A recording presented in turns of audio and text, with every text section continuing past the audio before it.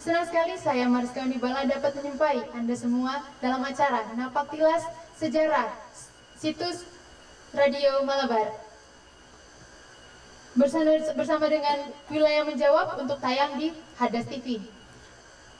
Sebagai insan radiomen, khususnya di ruang lingkup TNI Angkatan Udara, tidak luput dari komunikasi. Bagi warga Eropa, radio menjadi media hiburan yang sangat populer di masanya. Radio pun menjelma sebagai saluran penyebaran informasi atau berita. Salah satunya berita-berita mengenai perang dunia melalui radio. Dalam krisis perang tersebut, radio menjangkau semua orang. Itulah mengapa media komunikasi ini sangatlah penting. Saat ini kita ditemani dengan 3 narasumber kita yang akan membagi cerita mengenai peristiwa atau sejarah stasiun radio Malabar ini. Narasumber kita yang pertama yaitu Komandan Skadron Pendidikan 202 Letkol Elektronika Edi Sanjaya SIPMM. Selanjutnya pakar pemeliharaan radio Mayor Elektronika Agus Effendi. Dan narasumber berikutnya Kang Tatang selaku guide Gunung Puntang Stasiun Radio Malabar.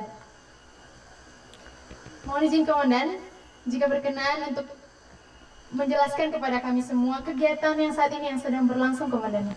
Baik, terima kasih para siswa yang sudah hadir di sini, kemudian para pemirsa mungkin yang ada di channel yang ada nanti.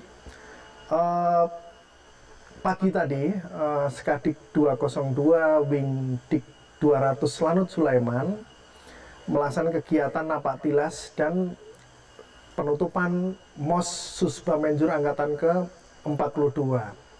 Nah, kami di sini sejumlah siswa, 77 siswa, kemudian didampingi juga dengan 20 pengasuh. Alhamdulillah sudah melaksanakan kegiatan Napaktilas. Nanti mungkin selanjutnya hal-hal lain mengenai sejarah akan dijelaskan di sini.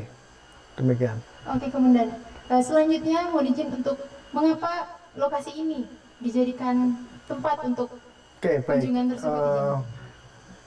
Pertanyaan menarik, jadi bahwasannya ini yang di hadapan kita ini adalah siswa prajurit TNI AU yang korpsnya adalah Komlek Elektronika, yang ya tidak hanya Komlek, namun juga ada radar, ada avionik, yang mereka ini nanti dikembalikan ke satuan setelah selesai pendidikan, ataupun yang belum masuk ke satuan nanti akan di deploy atau akan dikirim ke satuan-satuan baik sampai dari Sabang sampai Merauke. Memang mereka nanti akan mengabdi di jajaran satuan-satuan bawah. Jadi penting rasanya mereka datang ke sini untuk melihat situs sejarah Radio Malabar yang sangat memukau pada zamannya. Di sini berusaha untuk memberikan kilas balik sejarah itu sehingga masyarakat luas melalui digitalisasi media saat ini mereka bisa belajar, sama-sama belajar tentang sejarah di Indonesia ini. Tidak hanya mungkin stasiun radio Puntang, mungkin di Bandung masih banyak lagi yang perlu dikupas tuntas sehingga kalayak rame bisa menikmati sejarah yang ada yang perlu dilestarikan. Menurut Kang Tatang, jelaskan secara singkat sejarah stasiun Radio Malabar ini, Kang izin. Oke, terima kasih. Mungkin sebagian orang itu belum pada tahu ya sejarah tentang stasiun Radio Malabar. Mungkin apa yang kita lihat di belakang kita itu, di balik tembok-tembok itu tersimpan sebuah sejarah dan sebuah prestasi dunia pada saat itu. Awalnya stasiun Radio Malabar itu didirikan pada tahun 1917 oleh insinyur lulusan Jerman, yaitu Dr. Insinyur Cornelius Johannes de Groot. Beliau memimpin pembangunan stasiun Radio Malabar. pada tahun 1923, tepatnya 5 Mei 1923, stasiun Radio Malabar ini kebetulan di sini memakai radio Paulsen arc transmitter. Untuk transmitter arc-nya juga memakai kekuatan 2400 kW. Termasuk yang mesin teleponnya juga itu kekuatannya 3,5 megawatt untuk yang itu. Dan itu memerlukan daya sebesar 25 kilovolt. Pemancar radio itu bisa dipancarkan nyampe ke Belanda dengan jarak 12.000 km. Kalimat pertama yang terucap dari Ratu Emma di Belanda sana yaitu "Halo Bandung". "Halo Bandung, hier Den Haag". Nah, itu. Kata-kata itu atau kalimat itu menjadi populer pada saat itu. Hingga tercipta lagu "Halo Halo Bandung", tapi bukan versi yang Ismail Marzuki itu. Betul. Tercipta lagu "Halo Halo Bandung" itu versi penyanyi, betul, penyanyi Belanda itu ada namanya Willy Derby gitu. Hier is de Nierom te Bandung. Wij gaan nu sluiten, luisteraars.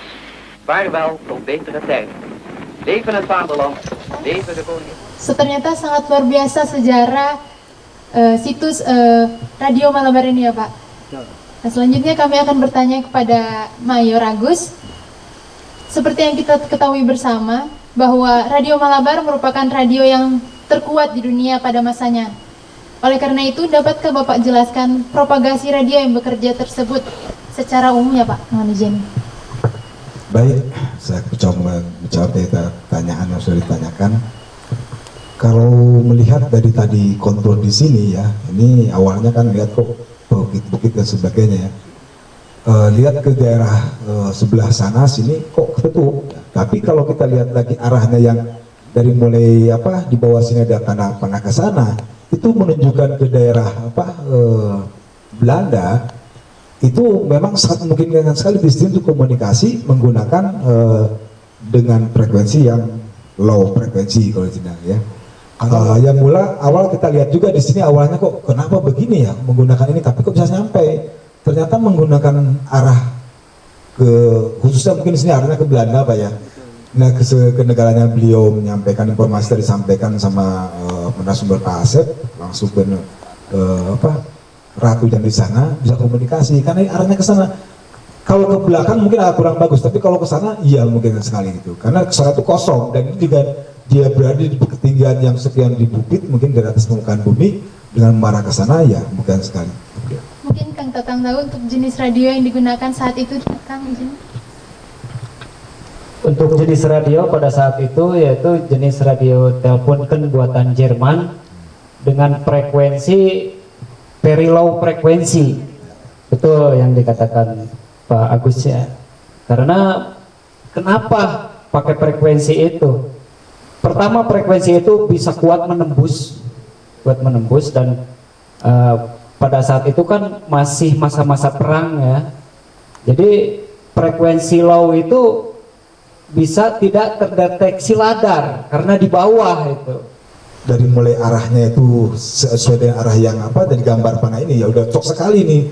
Ambil dari bukit sana dengan ketinggian sekian, kemudian arahnya ke sana yang loss kalau dibilang sana tuh. Kalau ke belakang sana mungkin ada sedikit gangguan, tapi kalau sana cenderung bisa loss. Jadi dengan menggunakan tadi ya antena mungkin long wire dan sebagainya itu. Jadi antenanya panjang ya ini? Iya, jelas panjang karena menggunakan frekuensi rendah. Kalau frekuensi tinggi akan semakin pendek. Ketika sejarahnya itu tidak ada, bangunannya pun tertutup sama semak-semak gitu. Udah nggak ada yang tahu, udah pokoknya gunung butang aja gitu. Ternyata itu di balik itu ada sejarah yang memang begitu menjadi menjadi awal gitu ya, awal pertama ini kan yang menjadi awal pertama terbentuknya RRI termasuk PT Telkom Indonesia. Betul, ya dan PT Pos Indonesia itu awalnya dari sini. Oke Pak, mudah-mudahan dengan kegiatan ini adalah awal untuk mengekspos sejarah-sejarah yang sudah lama terkubur. Oke, selanjutnya jika ada pertanyaan yang akan diajukan bisa angkat tangan. Mohon izin memperkenalkan diri, nama Hendrik Cahyo Purwoko, pangkat Kedalek. Kami dinas di Kosek 3 Biak Papua izin. Kami siswa Komal Bana pangkat ke-24. Kami mohon izin bertanya ke Pak Asep izin sebagai narasumber. Pak Tatang. Pak Tatang izin sebagai narasumber kita di sini. Sepengetahuan kami dan menurut kami sebuah loncatan teknologi yang luar biasa dengan adanya Radio Malabar pada waktu itu, mohon izin, dengan dapat berkomunikasi sejauh 12.000 km izin. Jadi yang kami tanyakan, kalau sesuai dengan ilmu telekomunikasi adalah untuk komunikasi adalah dua arah ini. Jadi ada informasi antara memberikan dan menerima. Dengan adanya Radio Malabar ini, otomatis di Belanda juga ada radio yang serupa ini. Apakah selama ini ada informasi atau peninggalan sejarah radio juga yang ada di Belanda sana yang masih ada hingga saat ini izin? Hanya sekedar informasi atau yang bisa kita lihat di media sosial, karena selama ini kami juga melihat di media sosial kami belum menemukan izin. Sepengetahuan kami yang ada di YouTube atau di media sosial hanya Radio Malabar saja yang diekspos di situ. Sementara yang di Belanda sementara ini belum ada. Mungkin ada informasi dari Pak Tatang sendiri izin, agar kami dapat informasi yang lebih dalam lagi tentang Radio Malabar ini. Terima kasih. Selamat siang. Assalamualaikum warahmatullahi wabarakatuh. Waalaikumsalam. Akan dijawab langsung oleh Kang Tatang. Dipersilakan. Terima kasih pertanyaannya. Memang betul ya, yang namanya radio itu ada transmit dan ada receiver ya. Nah, pada saat itu sebelum dibangunnya Radio Malabar, sebetulnya sudah dulu dibangun yang di Belanda. Di Belanda sudah ada stasiun radio yang pada saat itu sudah ada, memang dipersiapkan untuk menerima siaran dari sini. Maksudnya komunikasi dari sini. Dan ada itu yang dipakai sama Ratu Ema itu memang di situ.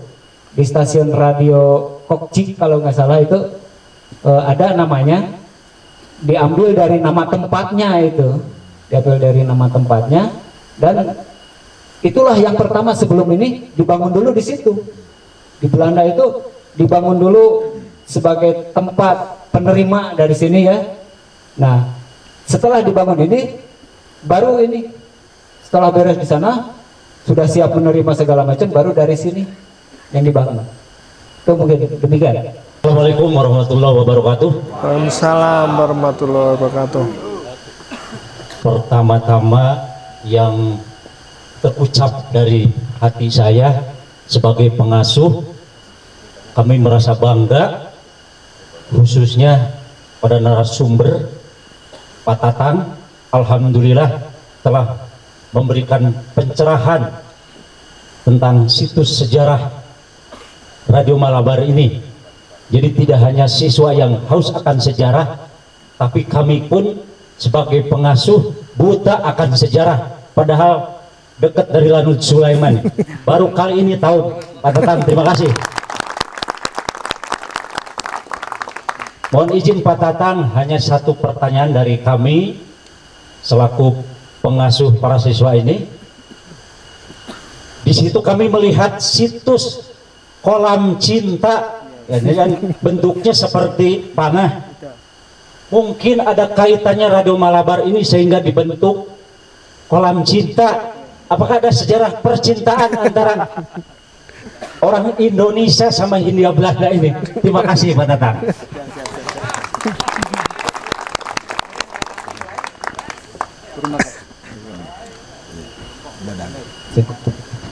Oke, terima kasih pertanyaannya. Ini pertanyaan menarik sekali ya, karena di situ ada kata cintanya itu. Memang betul ya, ini kolam ini bahkan warga menyebutnya kolam cinta, padahal tidak ada hubungannya sekali dengan kata cinta itu sendiri. Karena sudah saya jelaskan tadi, ini adalah membentuk anak panah yang mengarah ke Belanda. Kebetulan bentuknya bentuk hati. Nah, warga pribumi menyebutnya, wah ini kolam cinta nih, bentuknya seperti hati. Nah, pada zaman dahulu itu, pada masanya, kolam ini dipergunakan sebagai pertama untuk penghias rumah ya, penghias bangunan. Jadi penghias yang ada di depan bangunan, termasuk dulunya itu ada air mancur di tengahnya, pinggir-pinggirnya ada lampu. Nah, dan ini sebagai penampungan air, penampungan air yang mungkin berfungsi pada saat itu apabila terjadi kebakaran atau apa, sudah siap air ada di bak gitu ya, di kolam ini. Dan ini adalah sebagai pendingin mesin. Ini pendingin mesin karena pada zaman dahulu itu kan mesinnya gede-gede ya Pak ya, itu mesin gede, dan ini pakai air ini untuk mendinginkan mesin tersebut, sirkulasi mungkin ya pada saat itu. Mungkin itu yang sebetulnya tidak ada kaitan dengan cintanya itu. Cuman itu sebutan warga sekitar aja karena bentuknya bentuk hati aja. Sebagai apa? Fungsi utamanya adalah sebagai pendingin itu, bak penampungan air, dan sebagai pendingin mesin itu. Demikian. Untuk pertanyaan terakhir kami silahkan. Ya. Selamat siang Komandan, mohon izin Pak Tatang narasumber. Mohon izin perkenalkan diri, nama Galih Waskito Haji, Letdalek. Kami siswa Suspa Pom Albanah angkatan ke-24. Kami berdinas di Lanut Raden Sajat Natuna. Mohon izin terima kasih atas kesempatannya. Saya bangga sekali karena saya adalah salah satu warga dari warga Bandung. Kami tinggal di Katapang. Biasanya saya zaman SMP Pak, cuman mainnya sampai di Gua Walanda. Tapi amat sungguh luar biasanya, saya baru tahu ternyata di sini ada situs Radio Malabar. Iya betul, kurang jauh. Pak Tatang mohon izin, kami izin memberikan saran, khususnya karena kami warga Bandung, kami sekolah kami di SMA Soreang, kami tidak tahu mungkin nanti kedepannya untuk stasiun Radio Malabar bisa disosialisasikan kembali kepada sekolah-sekolah khususnya dari tingkat TK, SD, SMP, SMA maupun SMK. Dan mohon izin komandan kami ucapkan terima kasih atas chance kesempatan sehingga kami bisa tahu di sini ada khusus situs radio terbesar salah satunya yang ada di Indonesia. Mungkin mohon izin komandan, kami mohon izin bertanya untuk ke komandan. Karena Skadik 202 adalah salah satu Central of Excellence-nya di Air Force, di mana tempat kami ataupun tempat dicetak para penggawa-penggawa muda insan elektronika, khususnya di Komnaf, dan sebetulnya tidak hanya di Komnaf saja, karena Sarca pun ikut pada saat pendidikan pembentukan pertama insan elektronika ada di Skadik 202. Kami mohon izin bertanya komandan, apakah kedepannya akan dilaksanakan napak tilas ataupun gali sejarah tidak hanya di Radio Malabar ataupun di daerah-daerah lainnya? Siap komandan, mohon izin arahan, terima kasih. Baik. Aplaus bagus tuh. Artinya saya juga baru dengar ternyata orang Soreang yang deket sini belum sampai ke sini, nyampenya camping di depan gitu. Ya memang kan zaman sekarang yang dicari vibe-nya katanya. Ternyata di sinilah vibe-nya yang menarik buat mereka. Terus tadi jadi saya juga artinya kan membawa siswa ke sini itu mudah-mudahan bermanfaat. Kita semua mungkin mudah-mudahan nanti lewat kanal-kanal yang lain, kita semua adalah pelestari situs sejarah, bukan hanya Radio Malabar, tetapi budaya-budaya lain, situs-situs yang lain yang mengandung sejarah yang perlu dilestarikan generasi muda. Apalagi kita adalah prajurit, kita adalah pembawa penerang sejarah itu tadi tersebut. Anda ditugaskan dimanapun, Anda mengabdi dimanapun, sampaikan kepada lingkungan, sampaikan kepada teman-teman dan satuan anak buah bahwasanya sejarah itu menjadi penguat kita dalam mengabdi di dinas TNI umumnya, TNI AU khususnya, supaya moralnya tinggi, prajurit menjadi semangat bekerja, semangat bertugas, menuntaskan program-program dan tugas-tugas yang diberikan oleh komandan satuan. Pak Agus tolong ambilkan. Dan ini juga ada foto-foto pada saat zamannya stasiun radio Malabar mutakhir gitu. Coba diambil supaya nanti mungkin pemirsa juga bisa melihat. Jadi di Skadi kami 202 itu memang bidangnya memang komunikasi dan elektronika. Nanti mungkin siapapun masyarakat dan adik-adik yang ingin mempelajari, kebetulan kami punya prototipe yang cukup untuk menjelaskan barang-barang pada masa ke masa sampai saat ini. Dan kita juga punya lab untuk Komsat ya, yang saat ini sangat digunakan untuk latihan-latihan gabungan. Ini juga contoh peralatan komunikasi saat itu juga mutakhir, telepon pada saat itu. Dan beberapa prototipe memang saat itu memang ya sempurna pada saat itu, dan teknologinya memang teknologinya mutakhir pada saat itu. Jadi saya juga mengajak nanti adik-adik TK, SD segala macam yang ini belajar bidang komunikasi datang ke Skadi kami. Kami mudah-mudahan membantu mengedukasi adik-adik kami, generasi kami, supaya menjadi generasi penerus bangsa dan negara ini menjadi maju. Ya, mau dijelaskan? Mungkin Pak Rusnata yang tahu ini bagian telepon. Bisa Pak Rusnata maju coba.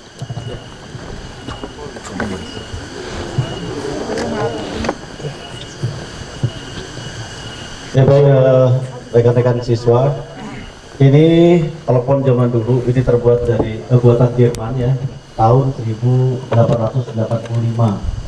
Jadi belum 1900, itu 1885.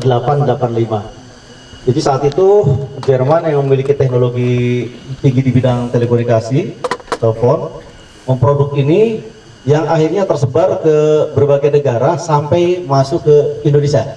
Awal mula Indonesia yang dipasang adalah Jakarta, kemudian ke wilayah-wilayah kota besar, ke Bandung, Jogja, dan lain sebagainya. Ini menggunakan sistem lokal baterai. Jadi sistem untuk pembangkit sinyalnya dari generator. Jadi kita putar, kita ontel, sehingga ada sinyal, menghasilkan sinyal telepon, dan nanti akan ada bunyi dering.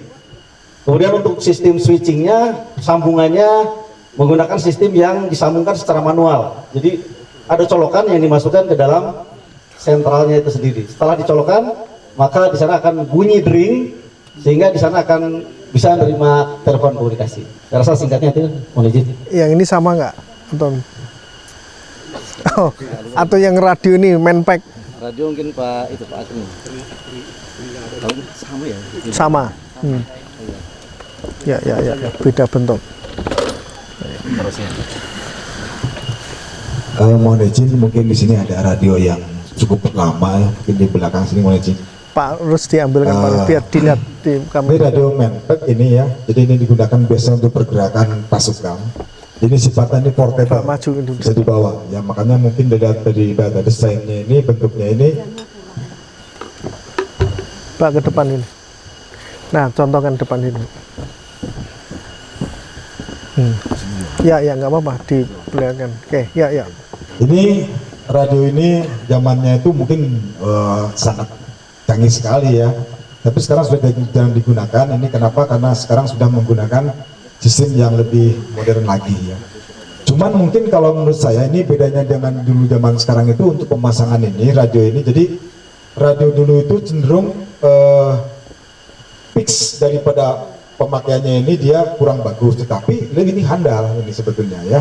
Jadi ini terbuat dari bahan biasanya aluminium, bahannya ringan, sehingga orang bisa bawa kemana aja, gampang. Tapi model radio sekarang mungkin lebih canggih, pijat frekuensi, tapi kalau sekali digunakan rusak ya udah rusak dibuang ya gitu. Tapi kalau ini biasanya kita bisa perbaiki dan sebagainya. Makanya mungkin teknologinya seperti itu. Jadi untuk radio yang sekarang ini, yang kita lihat di sini, ini radio menggunakan frekuensi VHF UHF sudah cukup tinggi, tetapi desainnya ini memang masih menggunakan desain yang lama. Digunakan ini portable, artinya bisa digunakan untuk pasukan pergerakan per regu gitu. Terima kasih. Cukup kayaknya. Mungkin cukup untuk pertanyaan. Izin Komandan untuk pesan untuk siswa ke depannya, Komandan. Baik, saya lihat siswa antusias nanti dari mulai portal masuk sampai ke atas antusias. Saya terima kasih juga peserta, kemudian saya terima kasih yang tak terhingga kepada Kang Tatang, Pak Asep, para media yang sudah berkenan hadir walaupun cuaca saat ini gerimis dan hujan, namun siswa kami dan para panitia ini sangat semangat. Saya ucapkan terima kasih yang tak terhingga. Semoga niat baik kita yang ada di sini diridhoi Allah Subhanahu wa taala dan bermanfaat di satuan, bermanfaat kepada khalayak ramai. Itu saja yang dapat kami sampaikan, Pak. Oke, terima kasih. Kami ucapkan kepada Letkol Elektronika Edi Sanjaya IPMM selaku Komandan Skarik Donal 2. Terima kasih kami ucapkan kepada Mayor Elektronika Agus Effendi dan Kang Tatang yang sudah berbagi cerita bersama kami. Peristiwa boleh berlalu, tapi sejarah hendaknya kita kenang selalu. Di tempat ini yang kita pijak, pernah berdiri salah satu tonggak dalam limansa perkembangan komunikasi nirkabel dunia. Saya Mariska Manibala undur diri. Terima kasih dan sampai jumpa.